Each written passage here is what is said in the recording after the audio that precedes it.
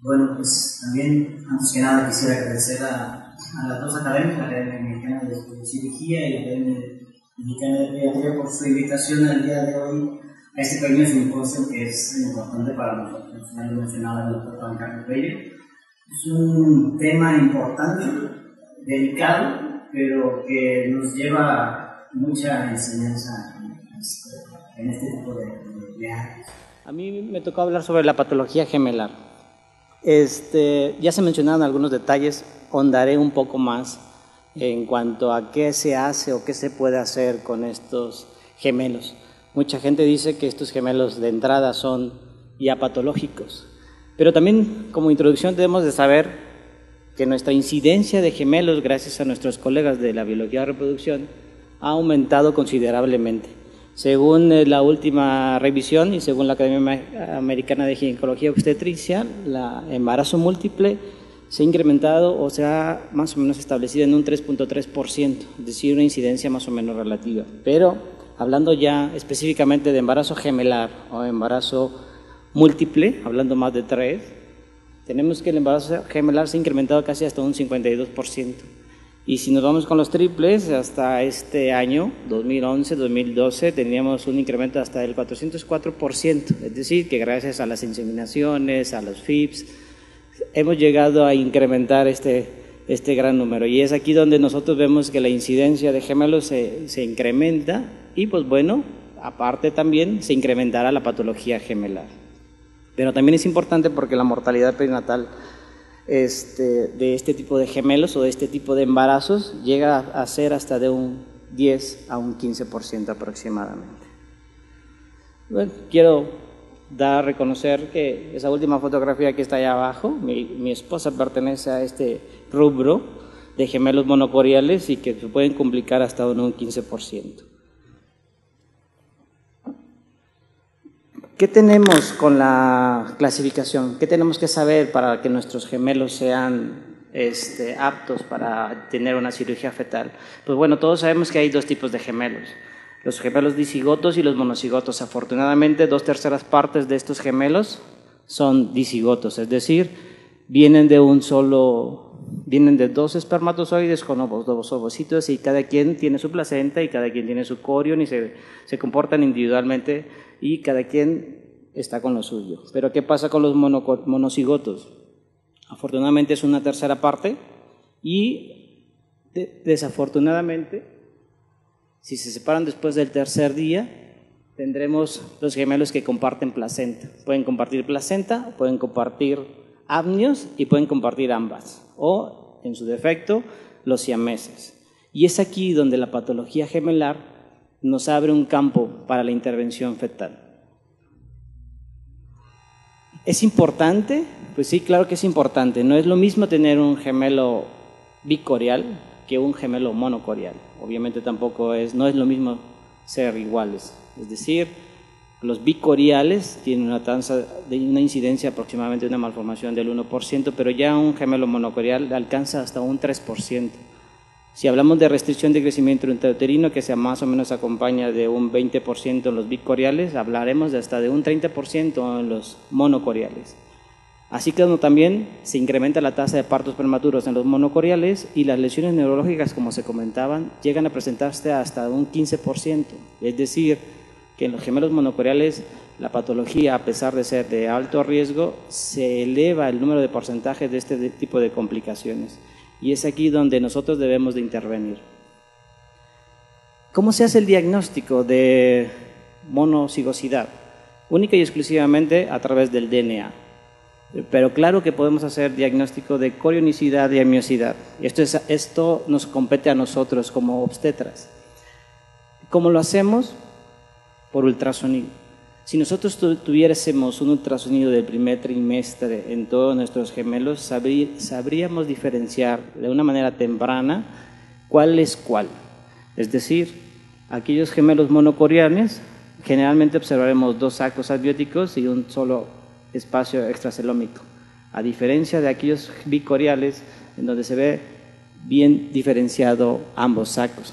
¿Esto es importante? Sí, es importante para nuestra revisión y para valorar la patología gemelar y saber quiénes candidato a una cirugía fetal y a quién le voy a tener un poco más de cuidado en el control prenatal. No es lo mismo llegar un embarazo gemelar a la semana 25, donde son ambos niños y no sabemos cuál es su cigosidad o su corionicidad.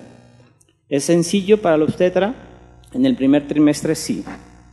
Hay dos signos muy patológicos, muy patognomónicos de cada uno de los gemelos. En los gemelos monocoriales, el signo de la T, dichoso, y el conocido también signo de lambda para los gemelos bicoriales. Y gracias a estos dos signos nosotros podemos seguir a estos gemelos de una manera más cerca, y la que nosotros haremos principalmente hincapié en seguimiento cada 15 días, y algunos artículos mencionan que cada semana, serán los gemelos monocoriales. ¿Por qué? Pues desafortunadamente los gemelos monocoriales, afortunadamente porque el porcentaje de presentarse estos será menor, pero la patología monocorial patognomónica de ellos, ya lo comentaba el doctor Juan Carlos Bello, son 3 o 4. Los siameses, la transfusión feto-feto, la secuencia TRAP y la restricción de crecimiento intrauterino selectivo. Y es aquí donde nosotros podremos hacer algo si es que se presenta. Afortunadamente los siameses se ven poco, aproximadamente un 1% de las gestaciones monocoriales, y aproximadamente este tipo de gemelos no necesitan ninguna intervención. No se puede hasta la fecha hacer intervención fetal, pero afortunadamente no son tan comunes. Desgraciadamente el 50% tendrá una muerte intrauterina. ¿El diagnóstico puede hacerse? Sí, el diagnóstico puede hacerse desde el primer trimestre. Aquí podremos decir que son 4 extremidades, está bien, sí, pero cuando vemos más a detalle los gemelos, pues desafortunadamente están unidos a nivel del tórax. Tratamiento en la actualidad en siameses no es correctivo. Patología gemelar. El síndrome de transfusión feto-fetal, ya lo comentábamos, generalmente es el responsable de 1% de la mortalidad y tiene una prevalencia aproximadamente en los gemelos monocoriales de un 15%. Esta fotografía, desde 1617, donde un gemelo está muy rubicundo y otro gemelo pálido, ya se tenía razón de ser desde esta patología desde hace mucho tiempo. Antes los pediatras, no me dejarán mentir, hacían el diagnóstico hasta el nacimiento también. Cuando había una discrepancia del hematocrito de mayor del 15-25% entre un gemelo y otro, y sabían que había una exsanguínea transfusión de uno a otro. Bueno, pues afortunadamente ya lo podemos hacer de manera prenatal y fácil con un ultrasonido. Nosotros sabemos que las comunicaciones monocoriales en los gemelos están siempre presentes, pero estas comunicaciones generalmente se mantienen equilibradas. Cuando este desequilibrio no es correcto, se va a llegar a presentar el síndrome de transfusión feto-fetal, es decir, un gemelo se convertirá en donante y otro gemelo se convertirá en receptor. En un gemelo habrá oliguria, orinará menos, y en el otro gemelo habrá poliuria, obviamente tendrá polidramios, podrá presentarse hidros, y el otro, a su versión, el donante, tendrá oligodramios y obviamente podrá llegar a tener poco líquido, como en la diapositiva de acá. Criterios de transfusión feto-fetal ya están bien definidos. Siempre obligatorio confirmar que son monocoriales, que debe de haber una secuencia polidramios o oligodramios, es decir, uno con mucho líquido y otro con poco, y la vejiga de uno tendrá que ser discrepante también. No necesariamente debe de haber una discrepancia de pesos en la actualidad, pero generalmente está acompañada con una de estas. ¿Qué podemos hacer en estos gemelos? Pues afortunadamente lo que tenemos que hacer con todas estas comunicaciones vasculares es coagularlas. ¿Para qué? Pues para que se presente como que la placenta quede como una placenta bicorial y evitar estas comunicaciones o este paso de sangre de un gemelo a otro. Se necesita un equipo láser, un fetoscopio y obviamente el entrenamiento, como hemos estado comentando. ¿Se atoró? Estos son dos ejemplos de fetoscopía láser, donde vemos en uno de los videos cómo por medio de una fibra óptica de unas 600 micras se coagula las anastomosis de la placenta, de las comunicaciones transplacentarias. Y en el video de arriba podemos ver cómo un feto está robicundo, es grande y tiene abundante líquido, y el otro feto, como veremos más a continuación, se ve envuelto en su propia membrana. Esto desaparecerá después de hacer el láser de las comunicaciones vasculares. CENAT ya desde un principio se comentaba que existen dos tipos de tratamientos. Uno es el láser, y se sigue haciendo en México desafortunadamente amiodrenajes. Pero la diferencia entre ambas, ustedes lo podrán ver en la diapositiva, es mucho mejor la cirugía láser que la amioreducción. Aparte que disminuye las secuencias, disminuye el número de punciones que se tiene que hacer en el feto y disminuye el número de infecciones. Entonces, en la actualidad, la relación o la controversia entre si láser versus amiodrenaje ha quedado atrás, y en la actualidad el láser es el estándar de oro para el tratamiento de los embarazos gemelares. ¿Cómo nos va a nosotros? Me voy a ir un poco más rápido. En el tratamiento del síndrome de transfusión feto-fetal en nuestro centro de entrenamiento del hospital universitario. A final de cuentas, lo que queremos hacer es separar la placenta. ¿Cómo? Después de que se hace esta cirugía, lo que se tiene que hacer es separar la placenta, y la placenta quedaría como una placenta bicorial, es decir, todos esos puntos de coagulación, y quedaríamos dos placentas divididas. ¿Qué resultados existen en la literatura? Si nos vamos al centro donde yo me formé, aproximadamente 254 casos, de por lo menos uno vivo, un 86%, es decir, de por lo menos un gemelo vivo, y un 58% de que los dos estén vivos, y desafortunadamente un 14% de mortalidad de ambos. Obviamente también habrá secuelas neurológicas, un 5% aproximadamente al nacer, y de secuelas neurológicas al año de aproximadamente un 8.4%, por lo cual se decía que también hay que tener una expectativa de seguimiento de los pacientes que llegan a tener cirugía de neurodesarrollo. ¿Qué tenemos en Latinoamérica? Este artículo del doctor Masami, compañero de nosotros, presentó 18 casos en donde aproximadamente un 72% de sobrevida de por lo menos un feto. ¿Qué hemos hecho en el hospital universitario? En 15 casos que tenemos hasta la actualidad, más o menos, como decía el doctor Bello, tenemos los mismos porcentajes, por lo menos un 70% de por lo menos un gemelo vivo, un 50% de ambos gemelos, y sí, desafortunadamente sigue habiendo muertes perinatales de por lo menos de los dos fetos, aún con la cirugía oportuna. Desafortunadamente la referencia no nos llega muy tempranamente. Se me terminó el tiempo, voy a pasar nada más un video más para terminar y hablar de la patología de la secuencia TRAP.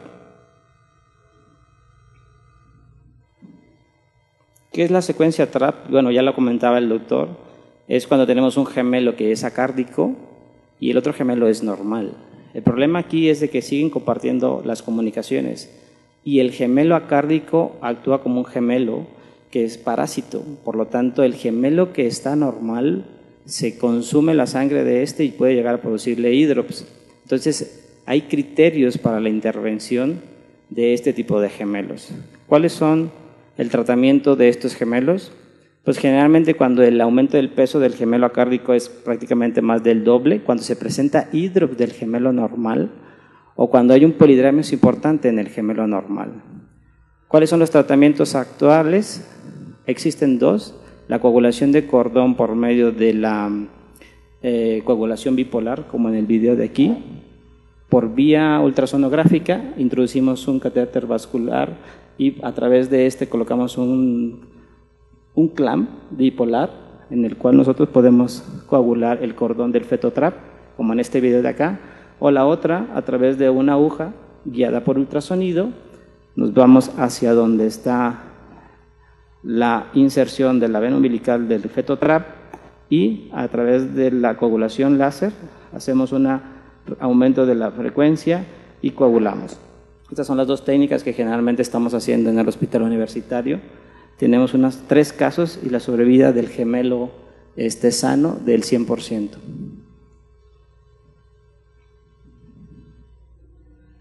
Este es uno de los casos que tuvimos. La resolución fue a las 41 semanas, un feto sano, obviamente el gemelo femenino de 2.950, la de 45, APR89, y ese es el gemelo TRAP. Este procedimiento se hizo aproximadamente a las 18 semanas. Los artículos actuales mencionan que la edad óptima para hacer la coagulación láser mínimamente invasiva debe de hacerse entre menos o entre más temprano mejor. La idea es hacerla entre las 18 a 20 semanas. Y bueno, estos son algunos de los tratamientos que estamos haciendo en patología gemelar en el Hospital Universitario de Monterrey. Finalmente, como conclusión, tenemos lo mismo. Tenemos que importante incrementar el diagnóstico prenatal de este tipo de patología gemelar, tener una información sobre el diagnóstico y manejo prenatal para este tipo de gemelos, tener bien establecidos los criterios de cirugía fetal, porque no todos los gemelos entran en terapia fetal, y desafortunadamente también nos hace falta una referencia oportuna de los gemelos cuando hay una discrepancia de líquidos para manejarlos oportunamente. Muchas gracias.